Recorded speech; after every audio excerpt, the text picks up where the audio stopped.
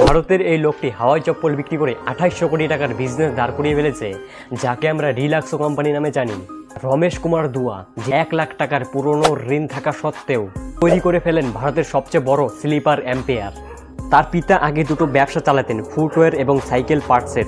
এই সময় 17 বছর বয়সে রমেশ কুমার তার মেডিকেল এক্সাম ড্রপ আউট করে তার পিতার ব্যবসাতে যোগ দেয়। তার নিজের বাড়ির ভাড়ার প্রাপ্ত 10,000 টাকার মাধ্যমেই তার ব্র্যান্ডের জন্য মূলধন হিসেবে ব্যবহার করেন। তার প্রোডাক্ট তৈরিতে অত্যন্ত দক্ষ এবং পরিশ্রমী ছিলেন এবং তিনি রবার সম্পর্কে সবকিছু জানতেন। অধ্যয়ন দক্ষতা দিয়ে খুব যত্ন সহকারে আইকনিক হাওয়াই চপ্পল তৈরি করতে থাকে।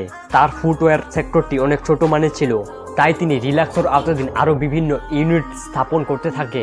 তখন এই রিল্যাক্সোর মার্কেট একেবারে উপরে চলে যায়। তখন বাটা কোম্পানিও রিল্যাক্সোর বৃদ্ধি দেখে কাঁপতে শুরু করে। বর্তমানে রিল্যাক্সোর আয় 2800 কোটি টাকা। এই কোম্পানি বছরে 18 কোটি হাওয়াই চপ্পল